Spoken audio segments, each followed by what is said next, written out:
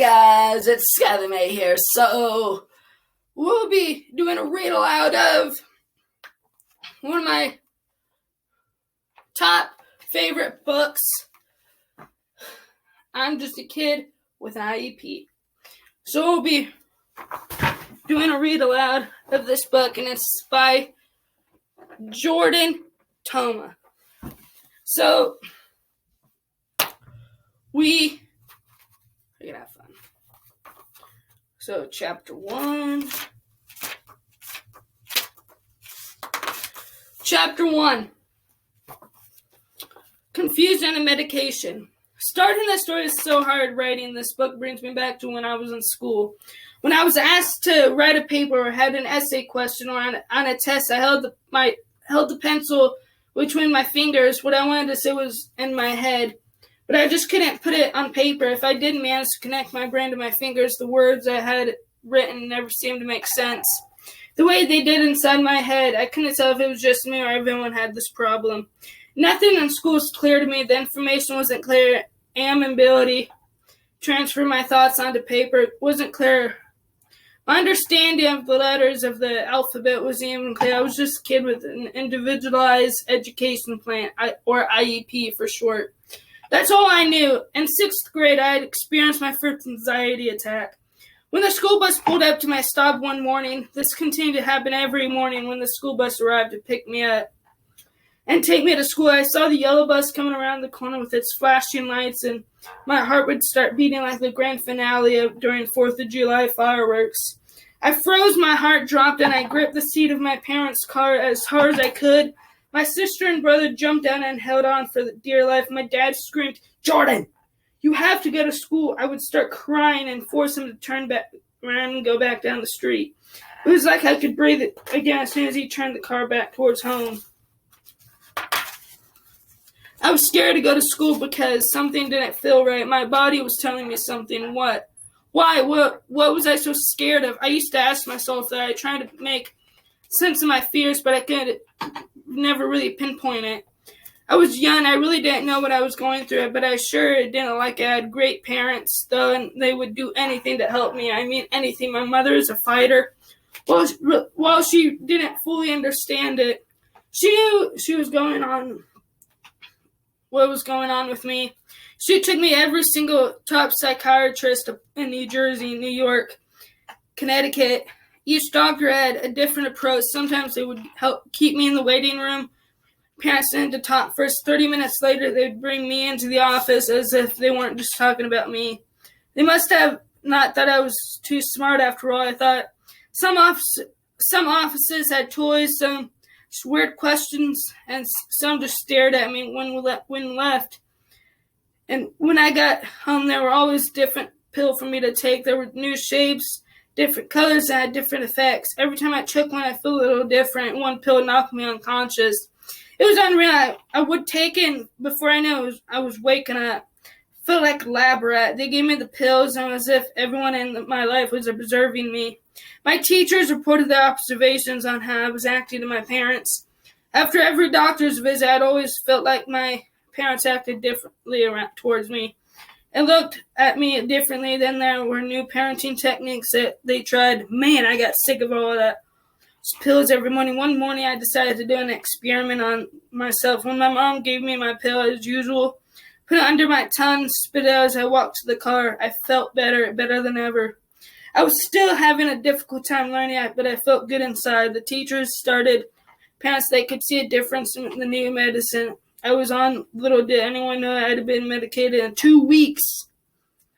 I loathed the doctors because of the way they had talked about me to my parents, and I hated pills because I didn't like how they made me feel like I wasn't myself. I was just a kid with an IEP, trying to figure out what was going on and how to make it better. To this day, I am still traumatized to take any type of pill because of the unwelcome feeling of not being myself that I felt so long ago scarred me for life. I realized one thing at this point in my life: psychiatrists and medication couldn't fix me. Chapter 2, The Resource Room. Everyone knew me as one of the kids from the resource room. Those of you who have an IEP or have a child with an IEP are familiar with the term. For those of you who aren't familiar with it, the resource room is a designated classroom for students who receive accommodations. Every time the bell rings to indicate a classroom switch, all students, resource and otherwise, take their seats in a regular classroom just as the teacher is about to start the lesson. Another teacher comes in and collects 5 or 6 students from the classroom. Sound humiliating? I thought so. A public display of you don't fit in here. Other kids made fun of the resource room and all of us in it. They would tell me, your tests are easier, and that's the dumb room. The divide between the regular classroom and the resource room was put a mental, social, and emotional divide between the students. To me, it felt like that was an ocean between me and the regular classroom. That was mentally unable to cross. Everyone acted as better than me, and I let them make me feel that way. This hurt. Well, the resource room was a place I loathed due to the stigma that encompassed. It was a safe place. The regular classroom was a jungle, and my experience with it left an impression that I will never forget. One day, our resource room teacher was out for the day and substitutes to cover for her, which meant that my fellow classmates and I had to join the rest of the student body for the day in the regular classroom. I felt like a little duck way down to the ocean. The first subject was math. I sat at my desk filled with confusion way on as the problems were presented to us. Letters and numbers coincided on the board. That's algebra, right? I didn't have the first clue what any of it meant. I might as well have been reading hieroglyphics. Then I witnessed what seemed like sorcery. Another student went up to the board and solved the problem. I was stunned. I said to myself, how did he do that, and when did he learn this? The magic continued as student after student went up to the board and solved problem after problem. The teacher never called on me, and I never raised my hand, but I prayed all the while that I couldn't have to go up to the board. The next subject was English. In the resource room, when it came to reading, it was typical that we'd read ourselves. The teacher would read to us, so when the teacher in the mainstream classroom said that we current material out loud, I nearly fell out of my seat. I wasn't ready for this, this teacher, and I was scared to death. With other students with an accommodation as petrified as I was, said to myself, of course my teacher isn't here, I would get stuck with this guy. My heart felt like it was sprinting out of my chest, and I wanted to sprint out of that classroom. Maybe I could occupy a safe stall in the bathroom. But I sat and waited for my turn with dread. I liked dominoes one after another.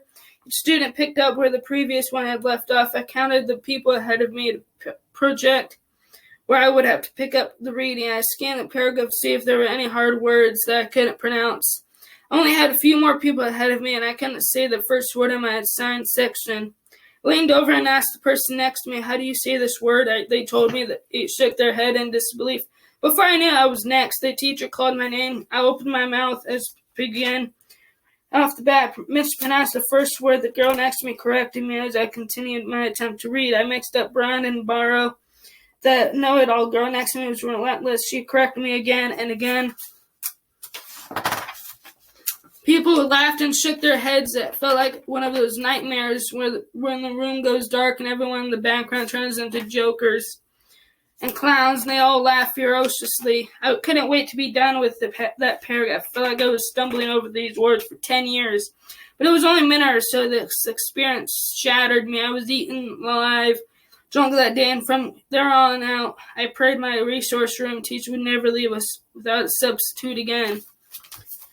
Chapter 3, letting others make me believe I was dumb.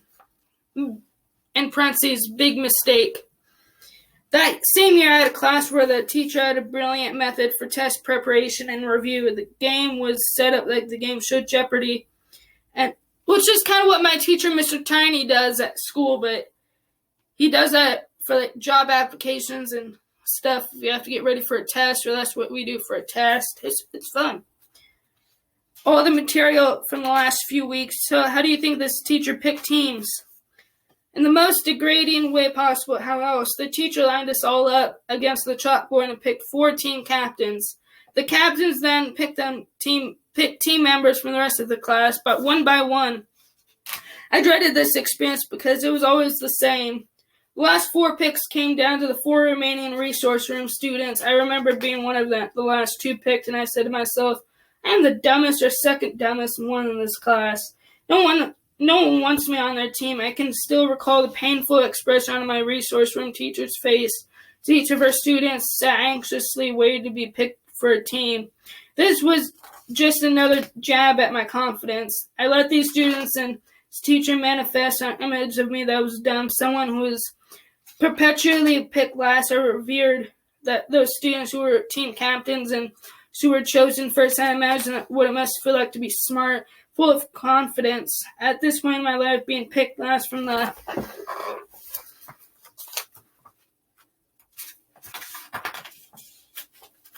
group lined up at the chalkboard meant everything to me, and it defined me considerably. I put an enormous amount of stock into the idea that being rejected by my peers for a Jeopardy-style review meant something. This humiliation was cultivated by an unoriginal teacher continued every week, and each time it left me feeling entirely inadequate. As an adult, I look back on this experience and recognize being the last pick in this scenario meant nothing. In fact, being picked last in general means squat. Your value and self-worth cannot be placed in the hands of others. So if you're feeling down on yourself because others aren't picking you, aren't recognizing you, shake it off. If I held on to this experience, I never would have seen that it happened to me for a reason. I believe the reason was so that I would come back 10 times stronger to write this book for those of you who are faint and quant. Like I did, there was a seed planted deep inside of you. Experiences like that, don't decide who you really are. Decide who you are. That seed will sprout when you feed it with determination. Test its limits and silence the voices that make you feel small. If you keep that seed in the dark and starve it from the courage and resilience it needs, it will never blossom. Do you want to be that seed that blossoms or the seed that never sees the light? What do you want to be? What do you guys want to be? Do you want to be the seed that blossoms or the seed that never sees the light? Hopefully, you want to be that seed that blossoms and not the seed that doesn't see the light. Hopefully, that's what you want to be.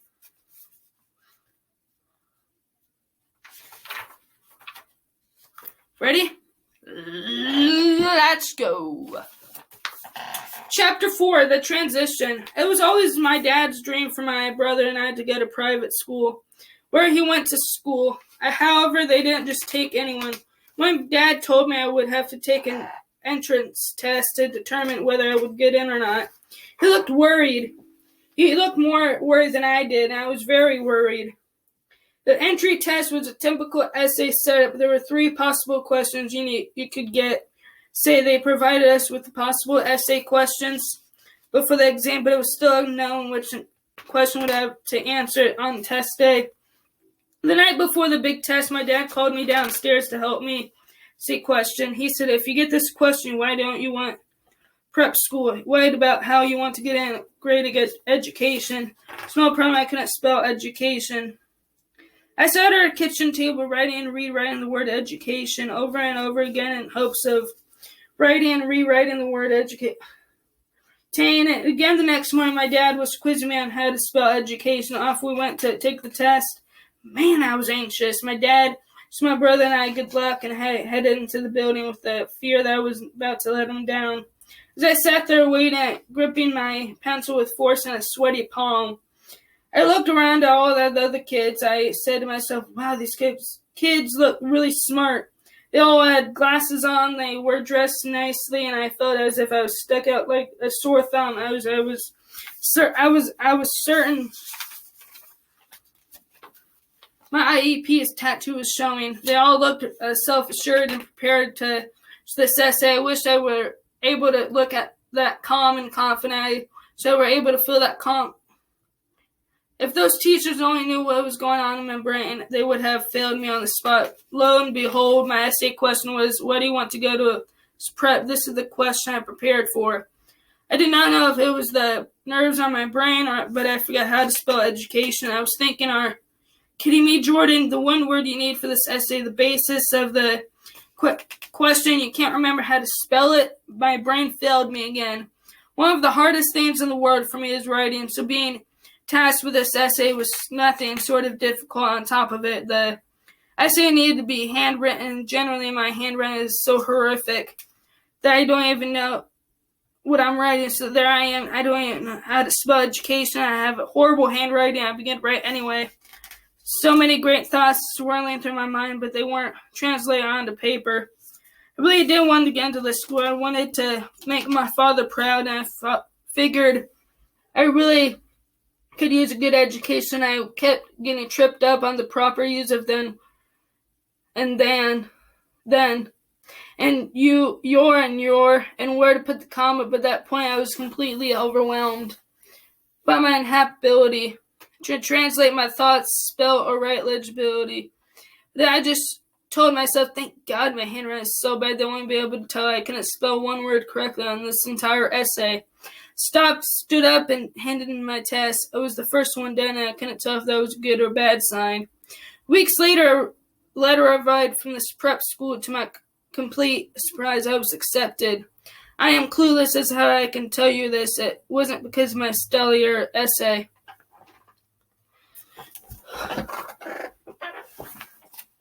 So next video, we'll continue to read this book. We'll leave off on Chapter 5, High School with an IEP.